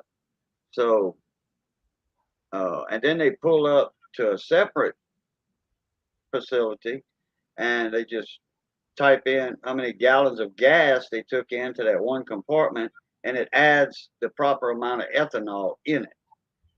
And then when it's going down the road, it mixes everything up. So they have to add the ethanol in there, but it's more expensive for non-ethanol. Yep. Don't make any sense. Well, here's some Morgans I might actually take a look, keep an eye on also. Oh, well, looky here. What's going on, Big Rob? How you doing, young man? Oh, young man. I wish. I wish. If I was young, I'd still be up from yesterday and last night, still listening, booming with the Cajun music and my son over here. I clicked you guys on. I've been watching the race on and off, and come in here to get a beer, and I clicked you on, and I saw Mater's that skeleton guy sitting there in front of the computer. That was funny as waiting hell. on 1,000 subs. Yeah, that was what good. You been up to, Rob? What's that? What you been up to? Oh, nothing, man. I know you sent me your link a few weeks. I've been down there helping my dad out sometimes, and yeah, you had mentioned that. Yeah, watching football, going back and forth, whatever. It's just okay. What's your latest video? Is it the one I put up last week? The link for it last week, the chicken pitas? No, I put one out yesterday. Well, yesterday afternoon. Okay. I should have looked at it. Nothing much. We just I cooked some, grilled some pork chops and threw sauerkraut on it and threw that in the oven. That's one of the things I cook all the time, but I never did a video on it before. Oh, okay. I like sauerkraut. Yeah, it's good. I mean, it's good on everything, I think. You either love it or you hate it, Yeah. Oh, no. Yeah, I like it. Yeah, I'm the same way. I wish I could get a true blue, like a Chicago dog or a New York dog, whoever's got it. You see them in cop shows all the time, detective movies or whatever, where the cops are eating a hot dog, then they get a call on the radio and they drop the hot dog in the trash can, Yeah, right. I'm finishing my hot dog. If I'm gonna pay $3 or $4 for a hot dog with some sauerkraut on it, so I don't know who has it. Is it the Chicago dog or the New York dog that has the one with coleslaw? Pretty sure both cities have it, but I want a true blue, original, authentic slaw dog. I do. Yeah. No, I hear you. I don't. In fact, that's an idea for your video. I can find out about it. Yeah, research some information, on the internet, and then do your ingredients and they'll pop a video out, you know. Yeah. And another thing I heard you guys talking about giving away. You gave away a coin. It was worth like $2,000. No, it was more like 4 or 5 thousand. Are you This serious? was, yeah, Holy shit. yeah. It was a 1909 SVDB and MS66. It was graded by PCGS. I don't know what all that means, but if it's expensive, It's a grading company, and it's Yeah. it's authenticated as a real 1909S because there wasn't very many of them, just a couple 100,000, because the public was raising hell about the initials VDB, and they were big and bold at the bottom on the reverse side. And now they just barely there on the Lincoln shoulder, you know, where the shoulder's at. That's where you see the VDB in real tiny letters, almost microscopic. But it was public outcry, you know, because it was Victor Van Buren that designed the coin, so his initials were on it. And they were like, "Oh, German, you know, on American money? No, that don't work, you know." Well, he was an American, though, you know, he was Yeah. American. You know, his past family came down, you know, grandpa, whatever, came from Germany. So I don't see no big deal about it. So, and that hey, Tim. makes them more valuable, huh? Yeah, Wow. yeah, they didn't make very many of it. They stopped production, and then they, back in 1910, they've got some specimens with the VDB on it. Man, Camo and Bose, hey, how you doing? Welcome to the live stream. Cajun, didn't you say Space Rangers? isn't a 21 piece dollar? Isn't that a key date? No. I thought Oh, wait a 20 minute. Yeah, well, it depends on which one. Philly. The high relief, you know, the high relief, that's, yeah, and they far and few in between. Those are worth some good lunch money. Oh, I thought it was a The 21. early piece dollars. All I know, I thought it was a 21 and everything. I didn't know. Well, But I'm they looking. came out in 21. Yeah. But if I'm not mistaken, there's a 22s that were high relief, and they were only proof. So let me look it up here right quick. Well, I'm looking at this right here, and there's got three of them are 22s. Got a 21, 21, and one's a 23. Okay, 21 Philly, it's high relief. Okay, and that is worth $2,200. Well, how And much? then, What's it worth if it's not a high relief? a 21 Philly, Yeah. a normal relief, just like in good condition, the price of silver. How do you tell the difference between a high relief and the regular? Oh man, it pops out at you, you know.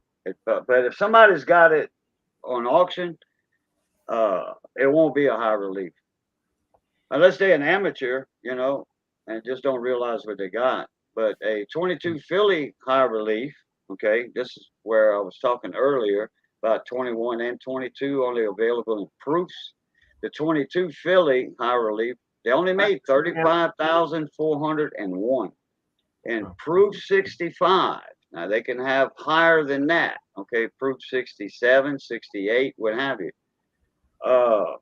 Those are $140,000. Damn. What are you talking about? You said A piece dollar, silver piece. oh, it's $1. $1. Yeah, silver Yeah. dollar. The one with she looks like the Statue of Liberty almost. You know, she's got that crown with the spikes. I found, you know, I work on foreclosed houses and I find all kinds of crap. You know, I'm like the repo guy for not cars but houses, and you go in, you never know what you're going to find. But I found, I mean, all I ever heard about dollar coins was the like Susan B. Anthony coins. Is there one with George Washington on them too? No, I didn't. Oh yeah, they do. It's called the innovation, the president dollars. There were the little gold-looking dollars, like the Sacagawea dollar. They're small, they're not big. Yeah, they're small. They like had all. Yeah. But they're a dollar. Quarter. Yeah, they're a dollar. Okay, Space I Rally. found one of them the other day. That's why I was wondering because I was like, But I they could have see. one with George Washington. That was the first president. So they came out with, I think, 3 a year, 3 or 5 a year in the president dollars. They came in, Yeah. from the mint. They you can order them from the mint or you can get them from the bank. You can request them from the bank. But the ones from the mint, that's all going to be in high grade, sold as a set from the mint itself. Well, I didn't figure Uh, this one was worth anything, but I was just surprised it was it's a worth a dollar. dollar. It's worth Yeah. a dollar. Instead of, because I thought it was a quarter at first, and then we got to looking at it. But I Now, mean, I never know what I'm if, going to find. if it's in a slab, that's graded and MS 70 or Proof 70 or what have you, then it's worth more than a buck. It's worth a couple dollars. Yeah. It's probably the cost of grading was probably more than the coin's worth, because PCGS it would cost you like $50 to grade that coin. Mm. Yep. Hey, Mater, that And number the 9 up there above you, is Bill that Bill coins and Elliott what they or got who is that? invested in it with the grading, they would go for much higher, but that don't count. That don't work like that. Yep, that's Mr. Bill Elliott. All right, that's a old school one there, buddy. Yep, I know. That's back when racing was good. Mm. This That's shit right, they got on tonight. This shit they got on tonight's a bunch of kids. Yeah, well, this is when Dodge got back into it and everything, and then of course they started spanking butts and everything, and then all the other manufacturers started complaining to NASCAR again. Yeah. And everything. So Dodge finally kind of gave in and says, all right, screw it, we're gone. Yeah. Is that when shoot, I'm trying to think his name. Lowski? The guy, he was a crew chief for was that Jeff? No, who was it? Was it Gordon's crew chief that got Dodge back in after they'd been out for a long time? You're talking about Penske. No, I'm thinking of somebody. I can't think of his freaking name right now. All I know was Roger. I know Roger Penske and this is years ago. yeah, I know who you're talking about. I can't think of his freaking name right now. I can see his face plain as day, but Yeah, Ray Everham. yeah, that's it. Yeah. Yeah, Ray Everham. Yeah, because that's actually who was I think crew chief for Bill Elliott. Yeah, he might have been. Yep. But yeah, he got him back into it, and then I don't know whatever happened. They had some kind of falling out or something, or got run out, like you said. Well, I mean, if you actually look at the history with NASCAR and Chrysler, I mean, what was the first year that was the decline of Chrysler getting out of NASCAR? I don't know, way back in the day, but I know Petty was always with Chrysler, wasn't he? No, except for 1 year. He went Ford. Oh, really? With 69. But no, 71, that was actually the decline and end for Chrysler getting out. And by 78, I believe, there was like 1 or 2 teams that were still running. But Petty had already switched over to Pontiac at that time. Oh, yeah. I forgot about that. The main reason, because at that time, of course, you had all your General Motors guys, you had your Ford guys, all complaining about them getting their butt kicked out there by the Hemi. The 426 Hemi was kicking their butt, and all the way up till 1970. And then after 1970, they got with Bill France, said, "Hey, we're tired of all this." So he said, "Okay, fine, we'll just limit the cubic inches. I think 358 cubic inches." Yeah, and then it's like rule after rule after rule after rule, and it's still like that today. I was just telling my dad on the phone this afternoon. That's what I hate about NASCAR. They change every week. They're changing something. What baseball or football or whoever, they change a rule every week. I mean, it's a pain. I don't watch NASCAR anymore. I mean, I don't really. No, the last race that I actually remember watching from start to finish was the last year that Keselowski wound up running a Dodge. And the weird thing about it is, Abraham had actually said, we're switching over to Ford. And yet that was the last year Dodge won the championship. Yeah. He'd done so good with Dodge, and they switched over. I shouldn't say I don't watch it. I still watch, but I don't root for anybody. I don't watch it religiously like I used to. You know, I like today I'm watching this just because it's the beginning, and I like to watch the Daytona 500, and I like to watch Talladega because I've been to. I don't live like I live like a little over an hour from Daytona, and I've been there 100 times, and I like the big tracks, but I don't know anybody that races anymore hardly at all, and that's just. I mean, there's kids in there that are freaking 20 years old and running Cup, and that's just. Right. It's all about the money, honey. You know. That's why for me, I prefer going to my local dirt track because that's where it all started at, and to me that's more exciting to watch. I mean, I've got Doubles Bowl Speedway where the Outlaw sprint car started at. Oh yeah. And every year they run a race. It's 600 laps. Mm. And if you end up winning the whole thing between the 2 days, it's $25,000. That's big money, man. Big money for a local track. But they'll have like 60 to 70 cars out there on the track at one time. Yeah. On a half-mile dirt track. That's cool. That's cool as shit. But they had one here. They had one in Jacksonville when I first came here in the 80s. But it's all grown over, and I think they're building houses out there now. But it was fun to go there. I mean, cars go around turn 2, and if they didn't make the turn, there was no fence. And they went over the hill and down in the freaking swamp, you know. I mean, that's just the way it was. But, you know, that's just long gone. There's a track in Palatka, Florida, which is, I don't know, an hour from me roughly. That's about the closest local dirt track that I know of around here. I know I've got, of course, Big O here in town. And then where are you at? I'm just a little bit south of Dallas. Oh, okay. But I mean, I've got Big O here, and then just a little bit north of Waco, there's one there.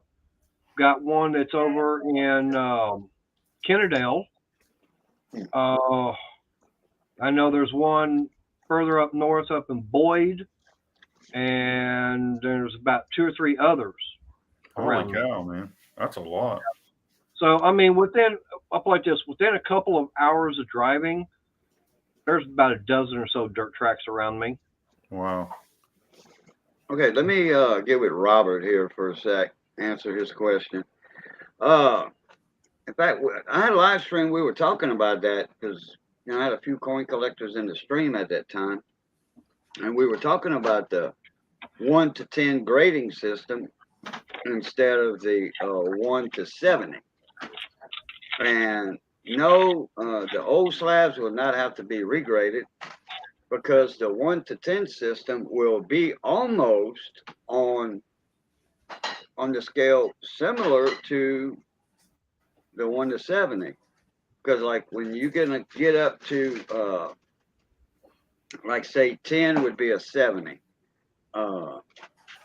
and they started a while. This is years ago. They were talking about doing a 1 to 100, but the 1 to 10 is based on the same as 1 to 100 because of the fact every one. Okay, just say if your coin's a 6. If it's an even 6, then that's going to be something like an MS60 or what have you. But if you get a 6.1, because they're going to have the decimal in it, and that's 6.2, it's 6.3. So when you get to the 7, it'll be 7.7, 7.1, et cetera, all the way up to the 9.9. So, and then the 10, which is going to be exactly the same as like a 1 to 100 scale. And I don't know how good that's going to fly, or be accepted. But if all the grading companies go to that standard, then we can't do nothing about it as collectors. But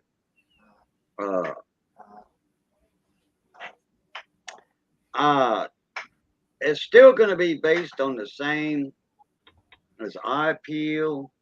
They'll have to do with grades. Toning adds to a grade because of the eye appeal on toning. If it's a pretty toning or if it's an ugly toning, because I've seen a lot of nice, pretty toning. And I've seen a lot of tonings that were actually ugly, but some people liked the ugly toning. What we got there, mate? What's that look like? It looks like a tiller. No. Besides all the weeds and everything around it. Toolbox? Nope. That is the door skin of a 70 Charger. The outside door skin? Yep, the outside door skin of a 70 Charger. Oh, okay. Yeah, I could see that now. Okay. And see how it's got the Winston sticker on it? Oh, yeah, okay. I was wondering what that was saying. Yeah. That was the car I ran back in '87. And the track I ran at, which is no longer around, it was at that time the only local NASCAR sanctioned track.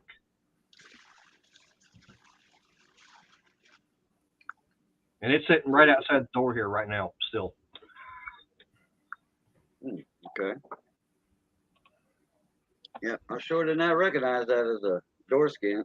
The way it was laying, I thought it was the backside of a 4-foot tiller that you pull behind a tractor, 3-point system. No.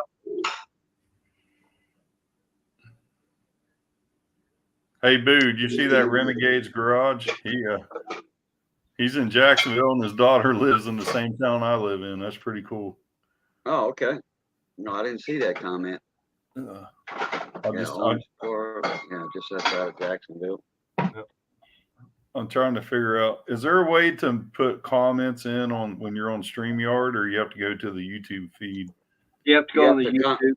Yeah. Oh, okay. I didn't know. Yep. That thing got a Hemi? Now, believe it or not, that's a limited modified that was used to run at Kennedale Speedway Park. And I know the guy and everything, and unfortunately he no longer drives it. And I'd like to have gotten my hands on it, but I missed out on it.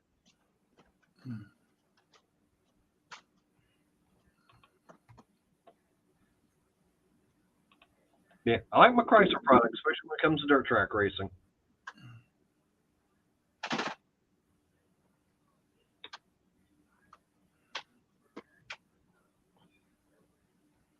Still wish I had that Charger. That is a cool looking car. But like I said, that was a 70 Charger, and of course I had to paint it orange.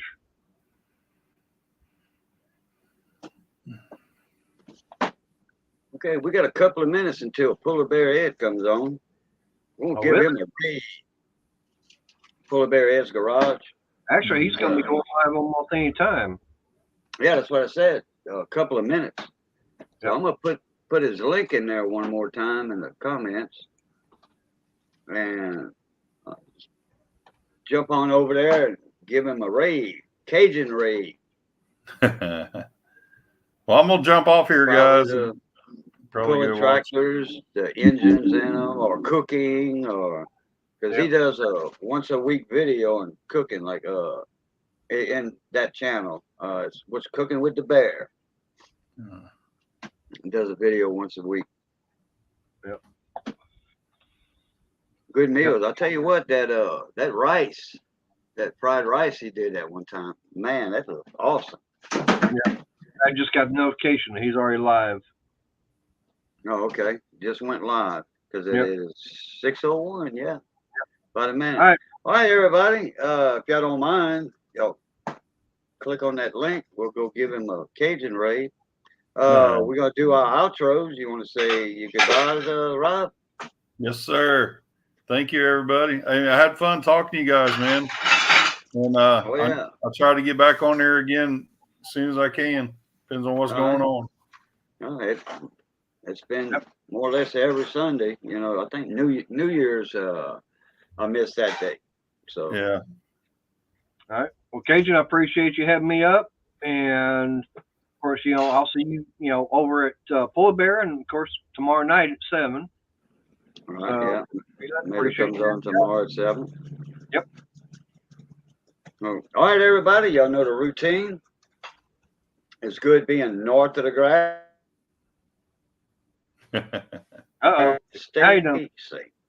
And as always, love, peace, and crack on grease. Catch y'all later. Please top. All right. Good night.